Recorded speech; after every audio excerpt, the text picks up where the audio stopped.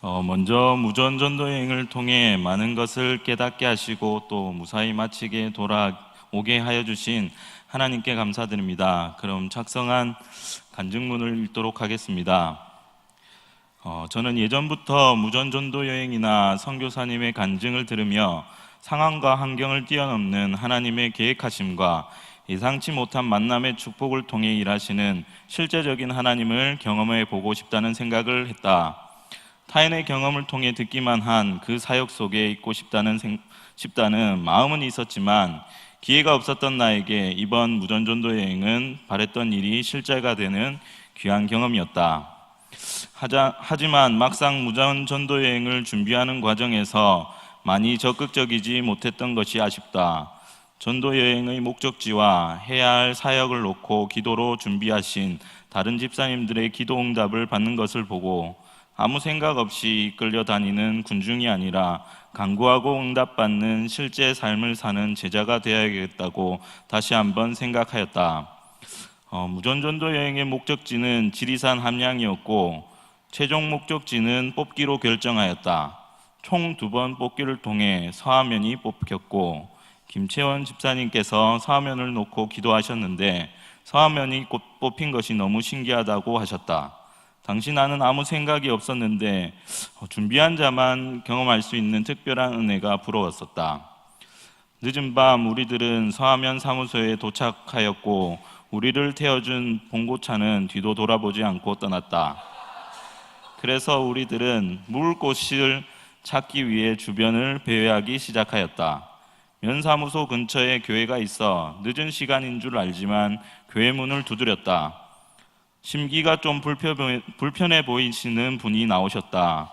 그래서 그분께 우리의 상황을 설명드리고 묵을 곳이 있는지 여쭈어보았으나 같은 교인이라 우리를 받아줄 것이라는 예상과 다르게 처음부터 심기가 좀 불편해 보이셨던 그분은 단칼에 우리의 부탁을 거절하셨다. 다시 하룻밤을 보낼 곳을 찾기 시작했을 때 눈에 보이는 건 무인 파출소, 그리고 내내치킨, 그리고 약주 한잔 하신 행인 한 분이었다. 내내치킨 사장님과 약주 한잔 하신 어르신께 들은 이야기는 이곳 이장님은 마을회관을 빌려주지 않으실 것이니 그곳에서 머물 생각은 하지 말라는 것, 그리고 현재 이곳은 일손이 필요한 곳이 많이 없으니 동기는 기특하나 큰 기대는 하지 말라는 말씀이셨다.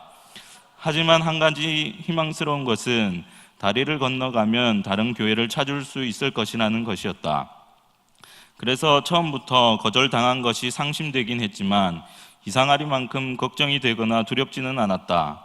그래도 우리의 희망은 교회라는 생각에 무작정 다리를 건너 불빛 하나만 보고 걷기 시작하였다. 5월 말에 지리산 밤길은 조용하고 어두웠다. 함께 걸으며 다른 생각보다 주님이 우리를 예비하신 곳으로 인도해 주시기만을 기도했던 것 같다. 한참을 교회라 생각되는 불빛을 보고 걷는데 걸어도 교회는 나타나지 않고 불빛은 점점 뒤로 물러나는 느낌을 받았다. 그러던 중 선발대로 앞서 나가던 세종 형님과 유은아 집사님께서 우리가 바라보러 가던 교회가 아닌 다른 교회를 찾았다고 하셨다. 다가오지 않는 불빛 교회는 우선 접고 우리가 머물 수 있는지 확인해보고자 그 교회의 문을 두들렸다. 절박하게 실례합니다를 몇 번 외치니 작은 교회 건물에서 나이가 좀 있으신 여성분이 문을 열어주셨다. 인상이 좋아 보이는 그분께 우리가 이곳에 온 목적과 상황을 설명드린 후 하룻밤 묵을 수 있느냐고 여쭈어 보니 흔쾌히 그 교회에서 머물러도 좋다고 하셨다.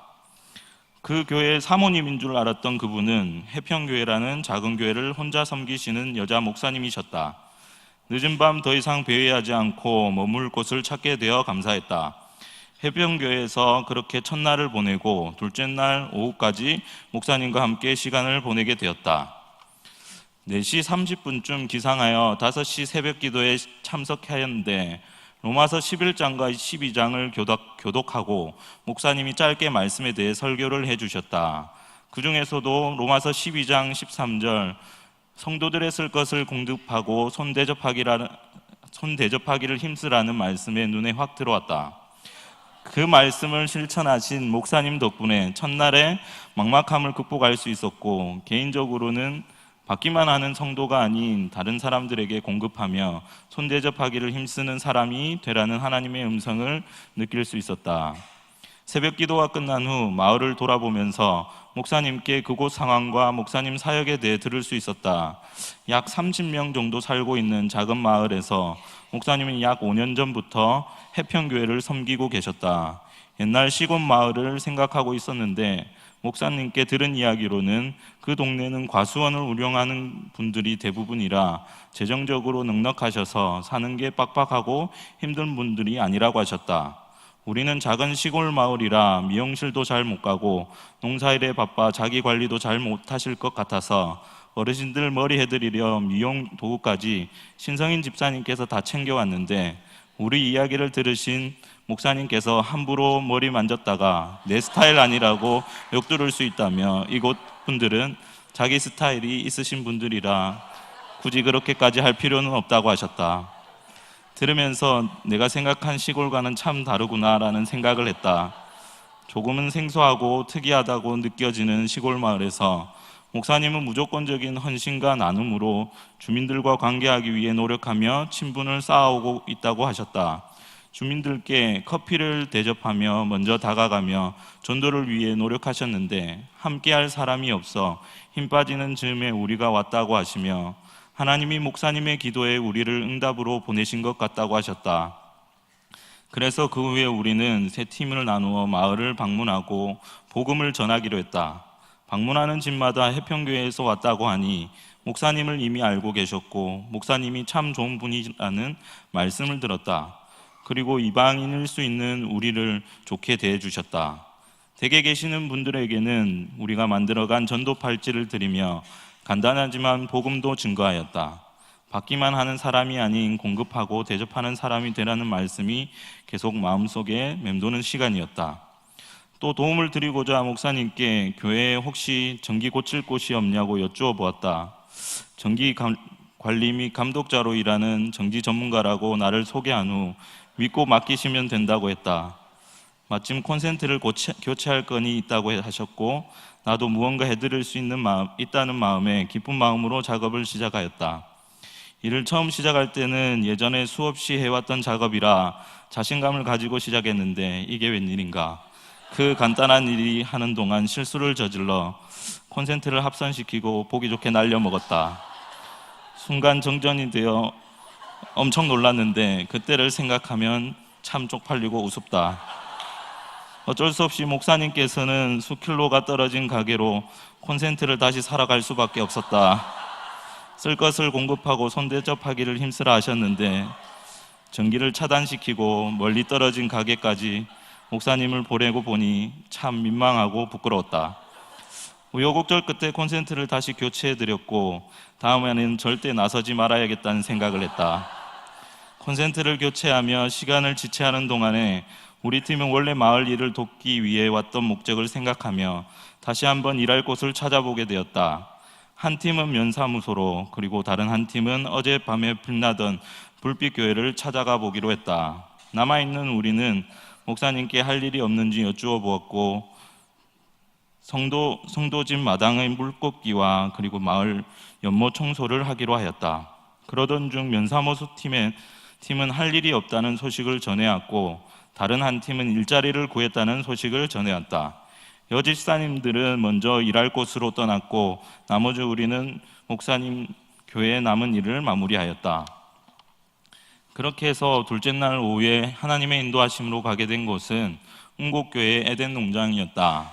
정확한 목적지를 몰라 먼저 목적지에 계셨던 신성인 집사님께 연락을 하니 잠시 후 트럭과 함께 나타나셨다. 트럭에 실려 다음 일할 장소로 바로 운반된 우리는 새로 만드는 사과나무 농장에서 작은 돌을 솎아내는 일을 하였다. 그렇게 하루가 길게 느껴진 것은 참으로 오랜만인 것 같다. 일을 마무리하고 저녁을 먹고 우리가 묵게 될 숙소로 왔다. 씻고 나눔을 하고 있는데 갑자기 에덴 농장의 대표님이 오셨다고 했고 그분께서 운곡교회에서 저녁에 갑자기 말씀을 나누고 싶다고 하셨다. 그곳에서 우리는 사명자를 만났다. 현재 기업은행 분당 정자역 지점장으로 일하고 계시며 에덴 농장을 운영하고 계시는 대표님이셨다. 우리를 만나자마자 어떻게 하여 에덴 농장을 운영하게 되셨는지, 또 본인의 사명은 무엇인지, 그리고 어떻게 사명자로 살아갈지에 대해 수시간 동안이나 말씀해 주셨다. 비전 선언문을 전부 다시 작성할 것을 권고받은 우리 팀에게 이런 문을 보내주셨다니 하나님의 계획이 참으로 놀랍고 신기했다. 그 시간을 통해 사명에 대해 다시 생각하고 구체적으로 어떻게 살아야 할 것인가 고민하게 되었다. 셋째 날은 에덴 농장에서 사과나무의 열매를 솎아내는 작업을 하였다. 한 번은 기계 위에 올라와서 나무 윗부분을 솎아내고 또 한 번은 나무 밑에서 솎아내는 작업을 하였다. 셋째 날 하루는 열심히 일했던 기억밖에 없다. 일을 하는 도중에 사명자님을 다시 만났다. 이런저런 이야기를 하던 중 우리에게 어떻게 이곳에 오게 되었냐고 물어보셨다.